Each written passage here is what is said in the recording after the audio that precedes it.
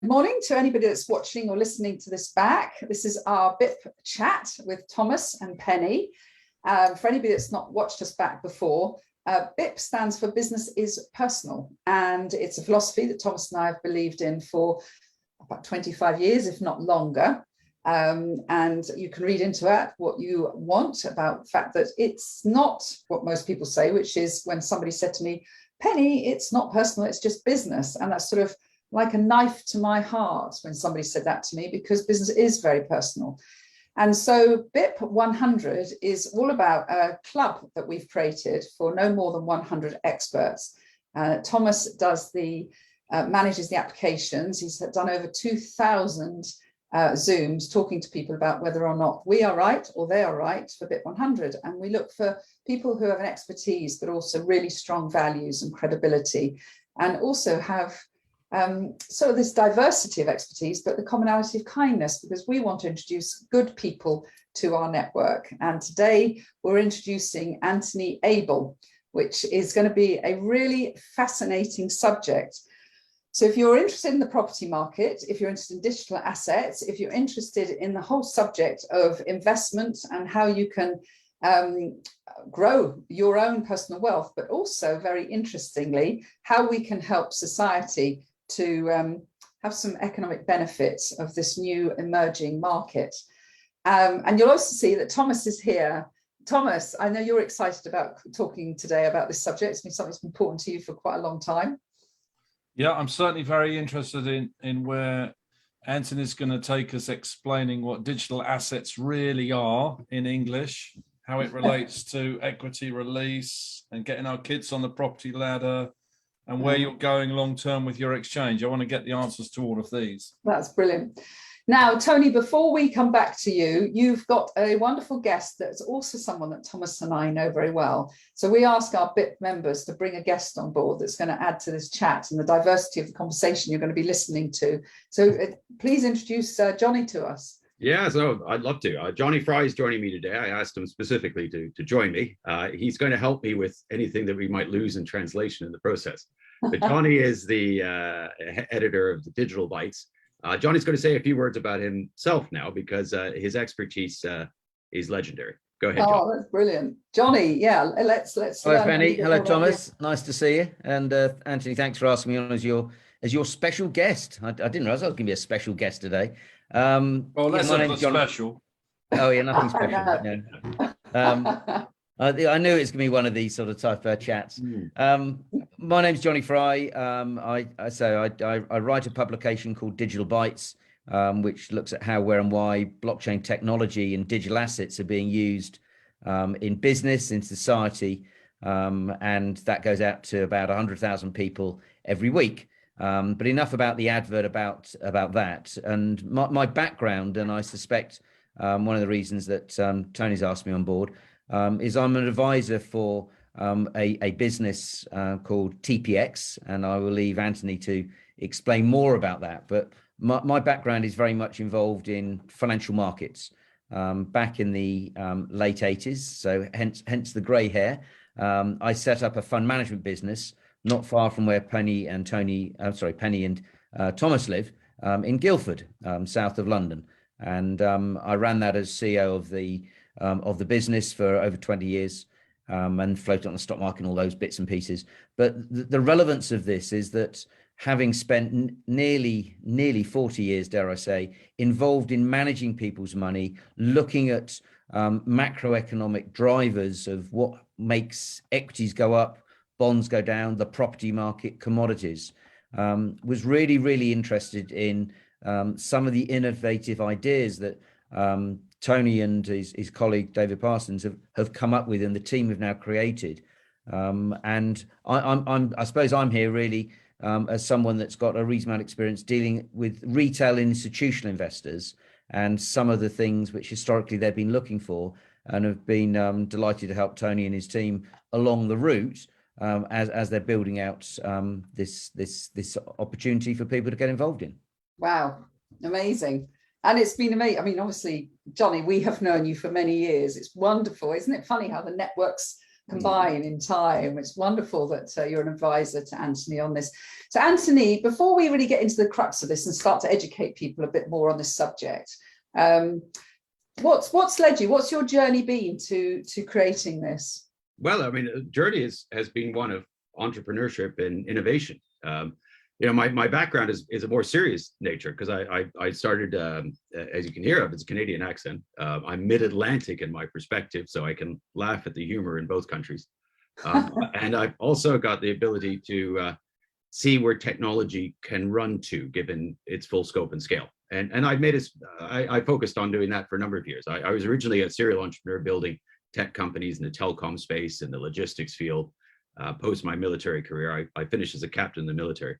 And along the way, I was even the interesting fact was an Olympic coach. So coaching people for excellence, producing teams of entrepreneurs to deliver the goods when it counts. That's really been my hallmark. And after I'd done a lot of that work, I ended up becoming a serial financier, really, where I've done about 23 tech companies in one form or another over the last 25 years or so, where I've either financed them, funded them, run them, being the advisor to them, being the CEO, director, you name it, a bottle washer at times, food server upper. There's pretty well nothing I haven't done in this field. So from that point of view, I understand the aspects of building world-class innovation and technology. Along the way, I was also a CF1, a CF30. These are controlled functions. I ran a fund in Guernsey. I had a corporate finance team that I ran here in London, helping me to build some of these tech companies. So the long story short is I've seen both sides of the fence in its intricate detail and all the pain and suffering that goes through, both from the financier's perspective as well as the entrepreneurs. So and in the end result, bringing us to the subject of today, that's why I sit in this hot seat today, because when I looked at all the opportunities I've seen over the last 30 years or so, this one stands out head and shoulders above all others. We're moving into a new type of economy, and this is where I wanted to situate myself. So you said we're moving into what economy? A new type of economy. New type of economy. So anybody listening in on this, my role is to bring everything down to a very basic level, because I'm the only one here that doesn't understand digital assets, blockchain, although Thomas, has written a book on it and he talks about it a lot in the house. I'm still a little boss-eyed when it comes to this subject, but the motivation the four of us have is for anybody listening to this is to see how you can start to get involved in this. And the reason I wanted to talk to Antony and Jonny at the beginning about their background is that I know many people look at emerging markets and this, what might be perceived as new to some, but for many of us, it's been talked about in the households for many, many years, is that you want to know that the people that are giving you advice and, and offering a platform for investment have credibility in what they've done. So hopefully you've absorbed that about Antony and Jonny. And you can always ask Thomas as well, any questions about them going forward. And at the end, I'm going to be giving you Antony's email address, but you can obviously connect with him on LinkedIn. And anybody that's listening, not watching, if you're curious to look at him on LinkedIn now, Antony is spelled without the H. So Antony, and then Abell, Abell. So take a look on LinkedIn. And Jonny Fry is Jonny, and then Frye, Fry. So look them up on LinkedIn and connect with them. And obviously, Thomas, and connect with him if you have any questions about these two amazing gentlemen. Right, so we've got a bit of an agenda, and we've got about, how long?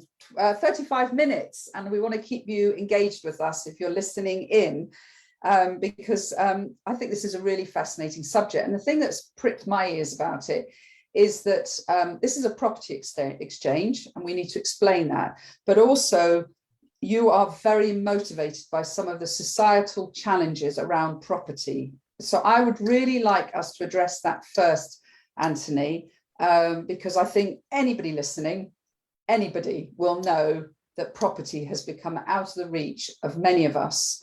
And also many people know that they can leverage property to make money. So can we talk about that to begin with, Antony? Yeah, I'd love to. Just like business is personal, I would suggest in our current economics climb, so is economics is personal. So we're moving into a new realm, really, because most of us are not of an age where we've seen a full economic cycle through. So we're now at a stage where we hear about inflation every day. We've been modeling for this for 5 years, so we knew this was going to happen at some stage over the next few years.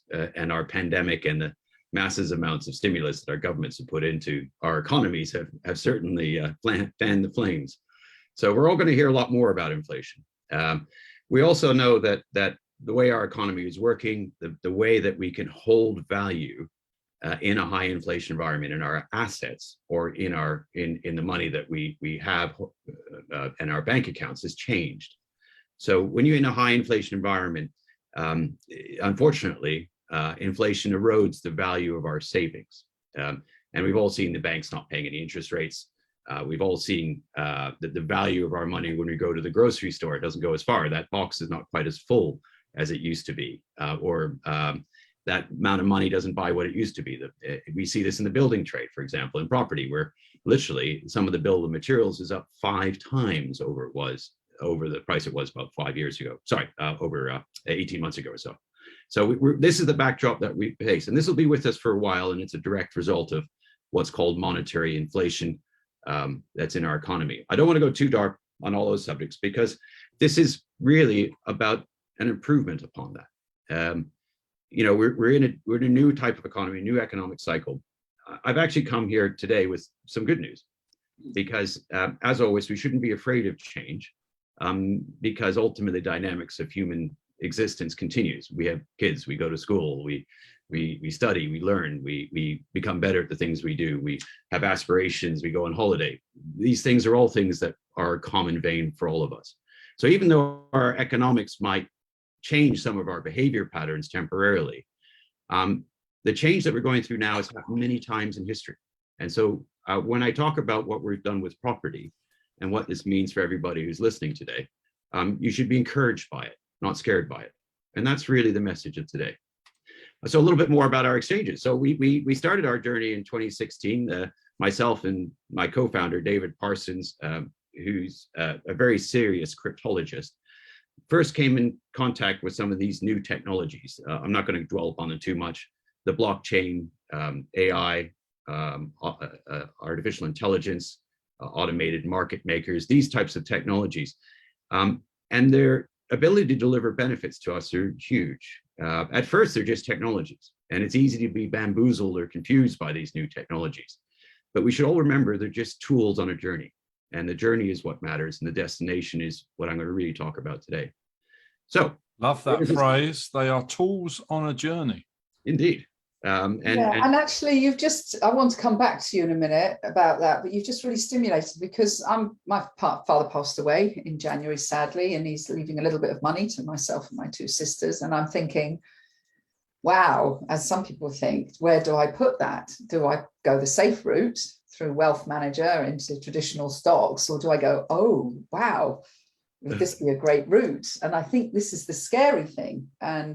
And so I really don't know whether we do it now, but I think this is the subject that a lot of people will be thinking. We see some people making big returns, but they're high risk takers in a way, because they don't. And I'd love to delve into that a little bit more. But first of all, can we understand, Antony and Jonny, what is a digital asset? Okay. Yeah. Thank you, Thomas. Yeah, so digital asset is a digital representation of something. It allows us to take some elements such as a right, an equity in one form or another, or in our case, property, and be able to trade that electronically without physically exchanging the goods itself. So it's a digital representation of a thing, typically. Right, hang on, Tony. That's why too complicated. Totally lost. Look, this is simple. We all remember, Thomas, you remember going out and buying Her Majesty's Voice record player. And it was a wind-up record player with a big cone with a dog, wasn't it? Remember that? You certainly your dad had. HMV, that's where it came from. So our dads had HMV. We thought we were super trendy by having 45s, i.e. singles like that. And we used to put them on a record player. And then along came the sort of electronic version, or whether they had cassettes, and then we had CDs, and now we have streaming. But the underlying asset the underlying thing that we're trying to sell, in this case, music, is the same. It's I don't know, it's James' last music, or it's, you know, Tiana James Brass, last. or precisely. I'm trying to take stuff back to your day. It's Fred. What's his name? Al Jolson. Ray Conniff, Shirley Bassey. Shirley Bassey. That's it. So the underlying performer is exactly the same. The asset is exactly the same. And what we now have with digital assets is just a new wrapper that you put around the asset, which enables you to transfer, to sell, to give the asset in different ways, much more efficiently. So the asset's the same. Spotify such a wrapper? Spotify's a type of wrapper, precisely. So our kids don't have record collections anymore. They don't have CD collections.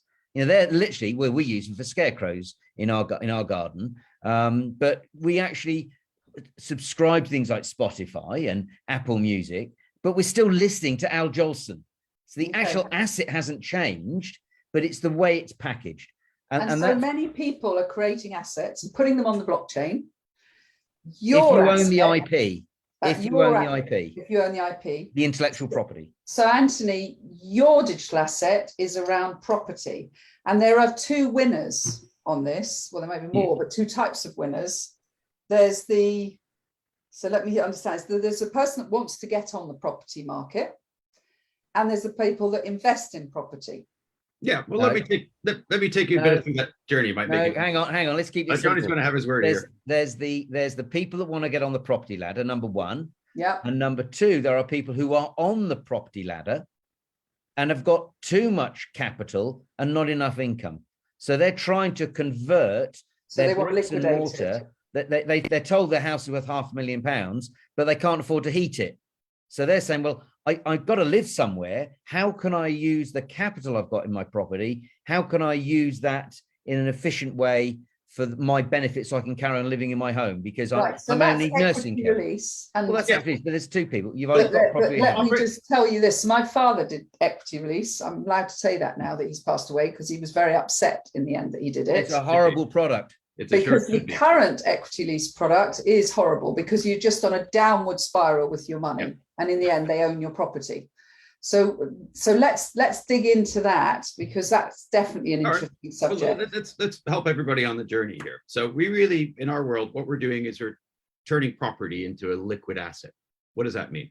So it means that you can take your property and use it to buy a cup of coffee. Or in our case, you can take a property that you might own, or a slice of a property you might own, say in Singapore, and use that to buy your cup of coffee in London without having to go through the banks directly. Now, that's a very powerful thing, because all of us look at our property, and the idea that you could use it as money, as you can probably see on that coin behind me, other side here, that's effectively what we call coining your house, turning your property into coining money. Your house. Yes, that sounds like Oliver Twist. The point is our technology allow that to do this today. Now, the key thing is to not do it what we say from the bottom up, from a technology point of view. We've done this with the FCA, with the Bank of England, with the Bank of Canada. We've been in concert working with them on their digital assets team and looking how this can happen. And it's not just us and your poor father, Penny, and others who are in the same situation, who are asset rich but cash poor, that we're trying to help here. We're also trying to help the younger generation. And this is within all of our offerings, within all of our plans for all of our exchanges worldwide. Ultimately, we're looking to help society here and to help with some of this disparity of wealth, for example, that exists within it, for all the right reasons. And in many ways, it's also a review, and probably needed one, of a shakeup of how capitalism itself can look at, you know, how it should work. So I'm 25. Well, imagine it for a moment. Okay. And I've got a good salary, but there was absolutely no way I've got the size of deposit to be able to buy a property. How do I actually go about this? What are the mechanics of it? Okay, so the way we've designed all of our exchanges to operate is you take your property and you on the vendor side, you go in and you see your real estate agent, or the ones that we're working with on the exchanges, and you list, or IPO, initial property offering in our world, and you IPO your house on a public exchange. And what does that mean for you? So all of a sudden your house— That's if you've got one. Yeah. If you've got one. In Penny's case, if you're a younger generation looking to get onto the property ladder for the first time, because of the value of that we can create in the property itself and the way that the value then can move into the economic and financial systems. I highlighted already how you could use your house to buy a cup of coffee. If you can do that within the broader economic system, those properties are far more valuable to the economic system than they are indeed to the homeowner in many ways, because this is how these are our economics and how our financial systems work. And this is what we spotted some 4 or 5 years ago. So going back to the aspect of a 25-year-old trying to buy their first house, what we've designed our exchanges to do is to ensure that those houses that they buy, they can buy them at 51% of their previous asking price without having to pay for a mortgage for the balance.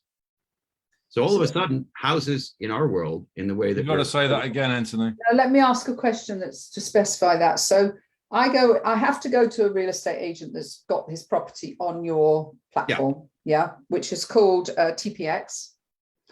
So I've looked for it, and that's obviously great because we're going to have more and more estate agents putting their properties on there. So I go in and I find somebody. I say, I'd like that. I then hope that property, somebody else will buy 49% of it, or a group of people will. And that's the function of the exchange. That's what we built the exchanges to do. We bring global liquidity to local properties.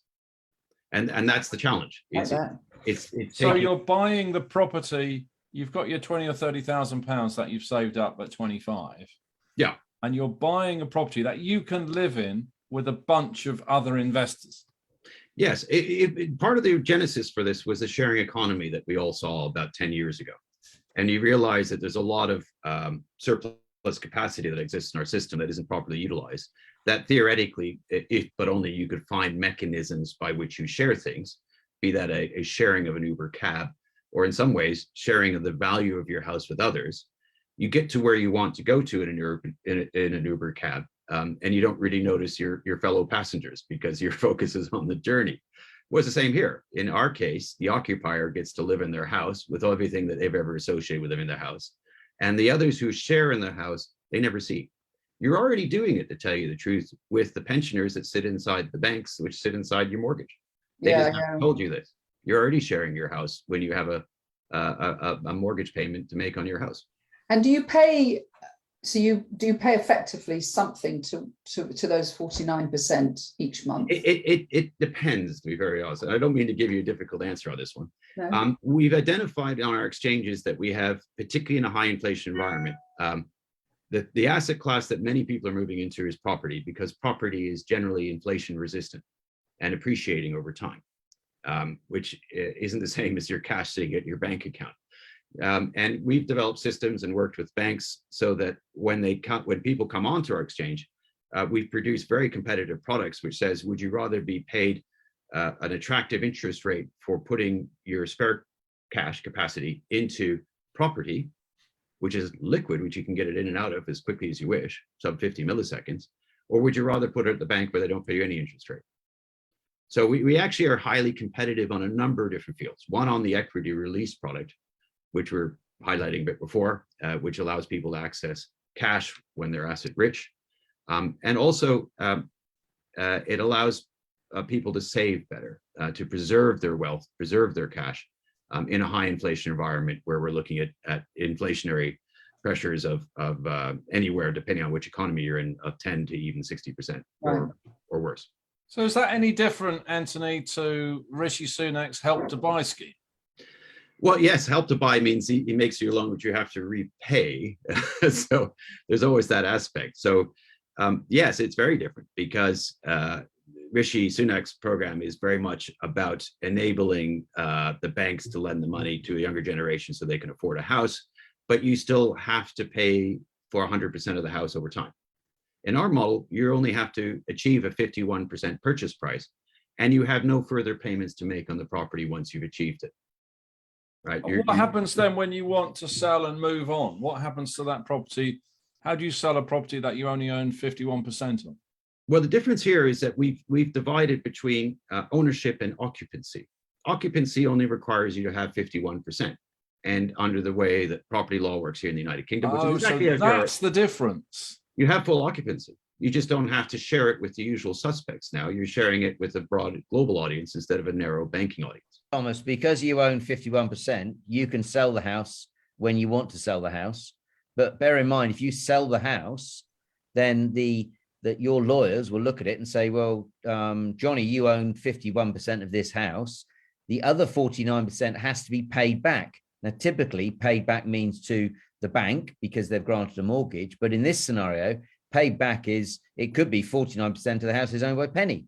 So when Jonny sells his house, he gets 51%, Penny gets 49%. Because her name is on the title deeds. So she has access.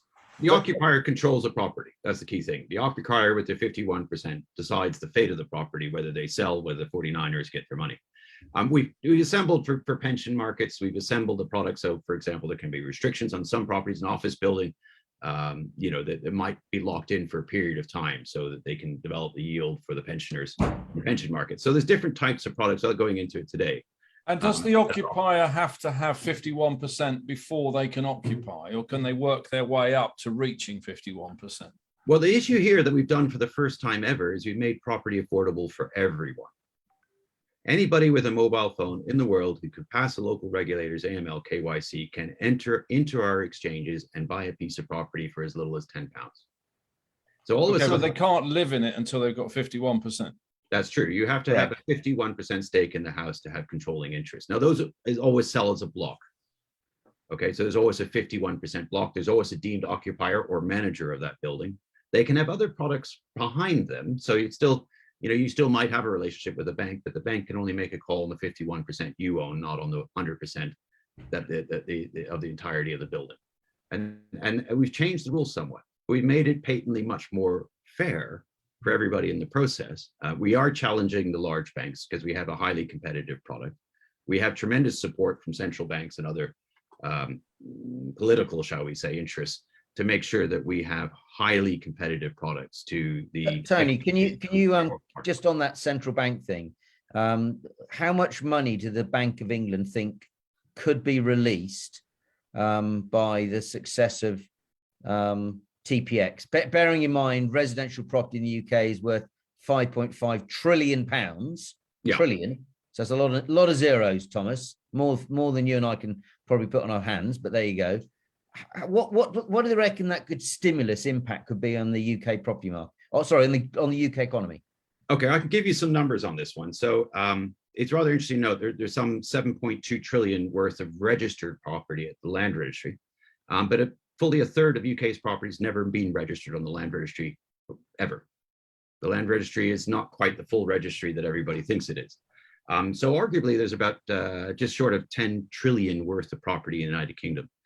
Of the land registry records, 5.5 trillion of that property has no liens, charges, or liabilities on it. It's clean, it's free as such. And what the UK government is very mortgage free, has no debt. Mortgage free, no debt on it, no calls on it, no charges on it. And that's what the UK government and the land registry are very keen to go to work for the UK economy. Because in a high inflation environment where literally everybody in the world is buying up properties and typically leaving them empty, we offer the opportunity where they share those properties and we can attract a net inflow of capital in the United Kingdom that's buying land. That asset, that inflation resistant asset that in a high inflation environment. Oh, I see. So the goal is to suck in the 49% of that 5 trillion from external overseas investors. Yes. If we get this correct. Won't that just create a lot more inflation in the housing market? No, because ultimately the prices of property is relatively stable based on the supply and demand curves. If people look at the price and see the historic price, with a factor of inflation going on at the moment, there is, to be fair, but that's largely externally driven. It's an incredibly stable asset over time. Yes, I mean, we'll move with inflation, but ultimately, because of the demand curve, there are more people on the planet. There's always more demand for property over time than typically supply. And that drives the equations for property. That's why it's always desirable part of anybody's portfolio, because as it has that type of behavior, the old phrase of safest houses. Thomas, sorry, Tony, Thomas, come back to your point. If you just saw 5%, not 49%, just 5% of the UK's residential homes that currently have no mortgage, just 5%, that equates to just under 300 billion of cash, which gets released out of your home and recycled back into the economy as cash, no debt. So you're not increasing the indebtedness of the UK economy. You're taking money out of typically elderly people's property, and then they're able to spend their money on having operations or alterations to their property, or giving money to their children or grandchildren, or changing their car, whatever they want to do with it. But that is a huge fiscal stimulus that will help society to actually improve itself. So you don't think that will create more inflation?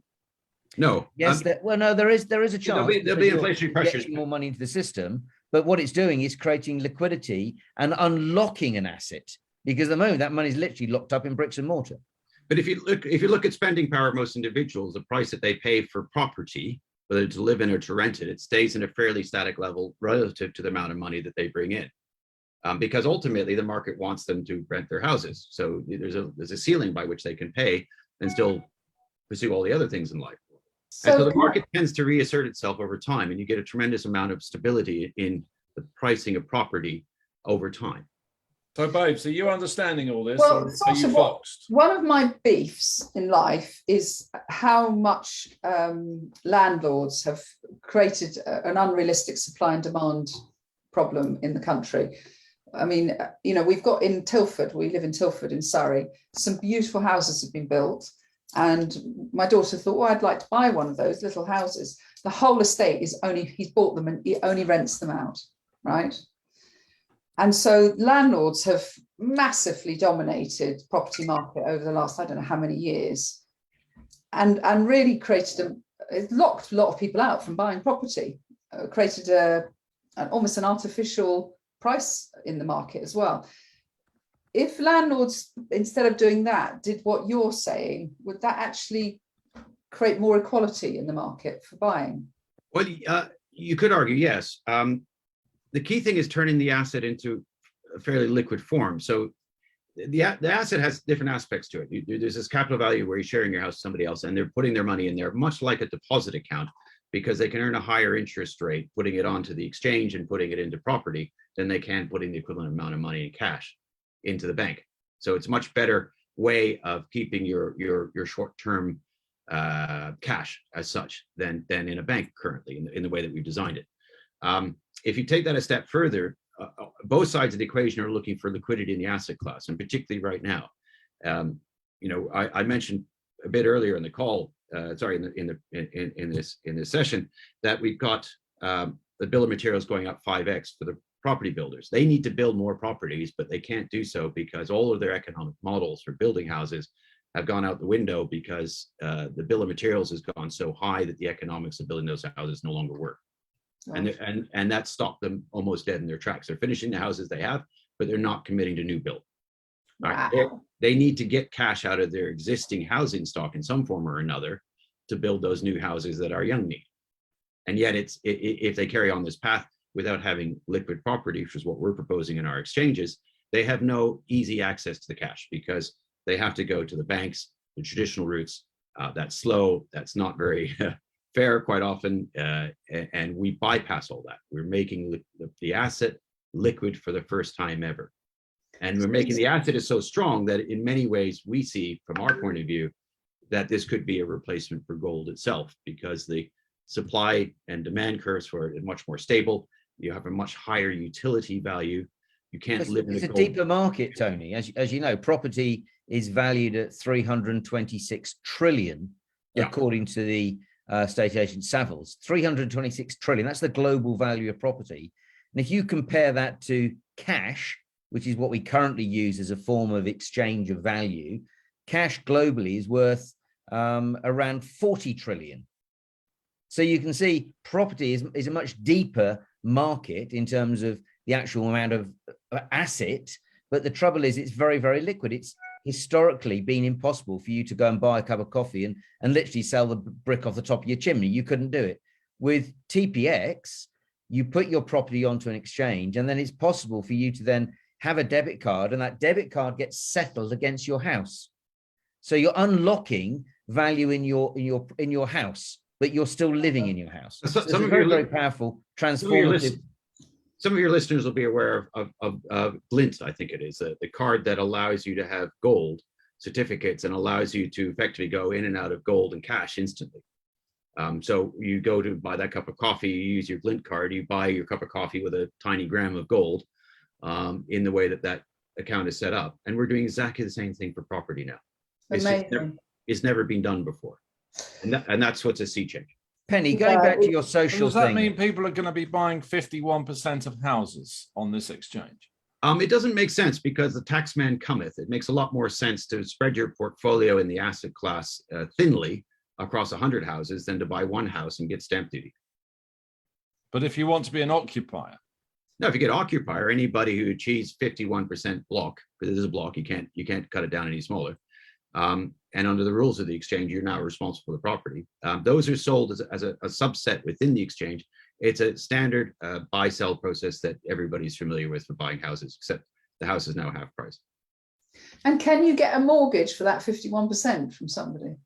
In our discussions with the challenger banks, they're more than keen to be part of that process because it allows them to challenge the big 5 banks directly with a higher velocity of money model.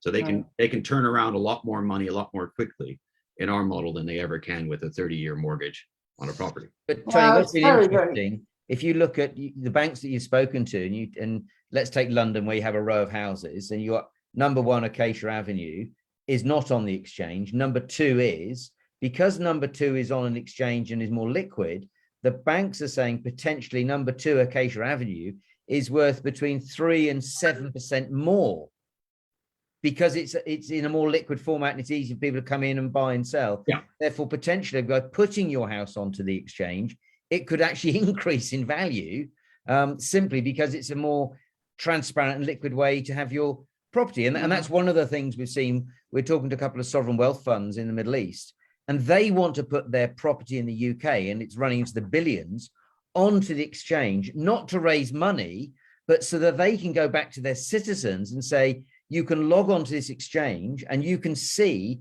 the actual properties that we own on your behalf. And it's not us telling you what they're worth. They're independently valued every 6-12 months by these independent estate agents who are saying these properties have gone up or down by this amount. So I think that's a very interesting thing that the TPX is bringing, because it's bringing much greater transparency and social awareness of what you already own. Can you imagine if they could do that with, I don't know, the money you got in Standard Life or the Pru or Legal and General, i.e. these big sort of invisible institutions, and we've got no idea. We know they own lots of property, but which property? Well, TPX, through the power of blockchain technology, is blowing away all that sort of mistiness and creating real transparency and therefore real trust. And I think that's a real key important thing. And are there going to be lots of these kind of TPX exchanges? Unlikely. I mean, the secret sauce that we did is we worked with HMLR, BOE, FCA to get a lot of this modeling correct and understand precisely the legal aspects. For example, on the chains that we use, we can adjudicate on our chains. You can't do that with most chains that are operating out there right now. They're centrally managed. Once the deal is done, it's blockchain, it's forever. In our chains, because of the way we've constructed them, and we're followers of the DeFi model, it allows us to adjudicate on all our chains. So if you have a property on a local exchange, and let's say something untoward happens to it, let's say someone did a sale they shouldn't have, or the Russian mafia sold your house while you're away on holiday, worst case scenario, you have full aspect to come back and adjudicate that. And if the courts say, yes, your house was illegally stolen from you, or a portion of it was, then we have the ability to reset the chain. We designed it specifically for that. We also designed it so it's incredibly fast, and much faster than an Ethereum chain, for those that know that subject. And the end result is this aspect of instantaneous money, of making sure that from the moment your property lists on the exchange, it's fully liquid. There's always a price for it. You can always take your house, put it onto the exchange and say, I want to go out for a Friday night. I'd like to raise £100 equivalent at that moment. You can then sell a small slice of your house and you can realize that money instantly. And can you buy it back? You can. So this is for life's vagaries, as always. You know, if you cash in your pension fund, you want to buy some of your house back. If your children are going to school or university, or unfortunately, if you have ill health, you want to access your cash, but not at a penalty.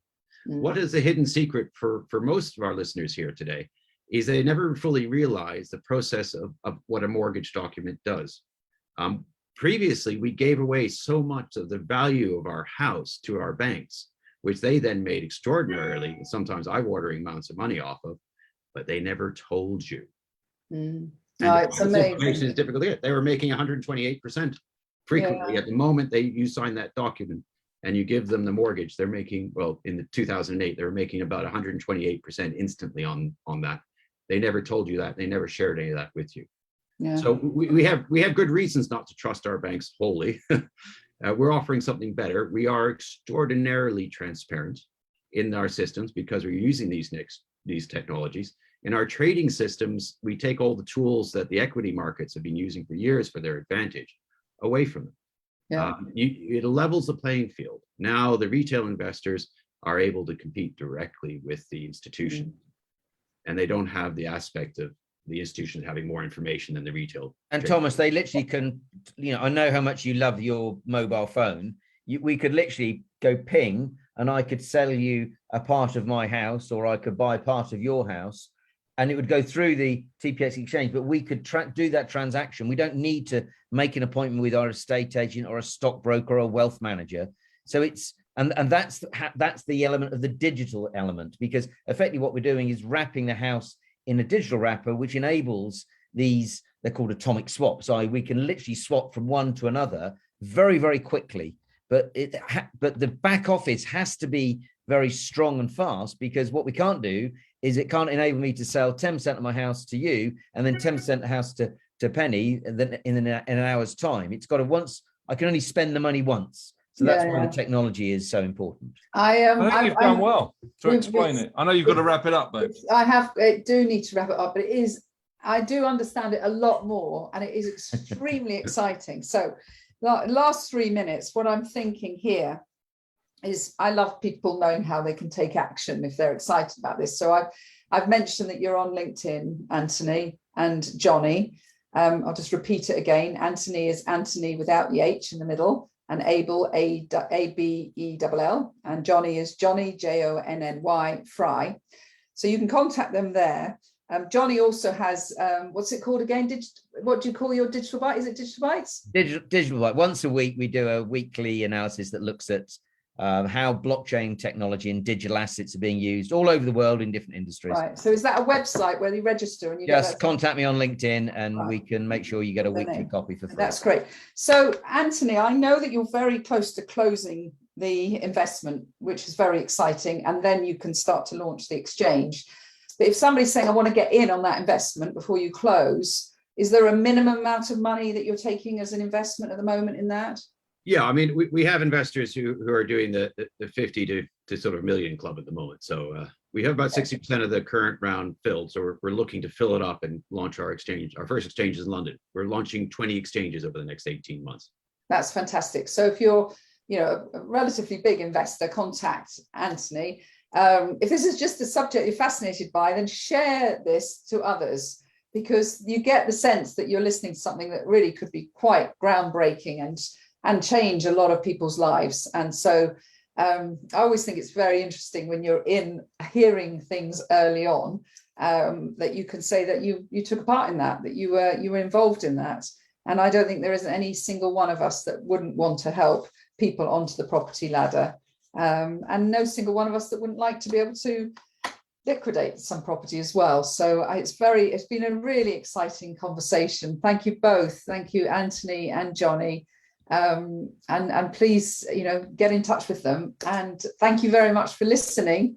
Hopefully you feel a little bit more knowledgeable about digital assets and how this applies to property. So many thanks all. And thank you very much, gentlemen. Thank you, everybody. Bye-bye. Take care.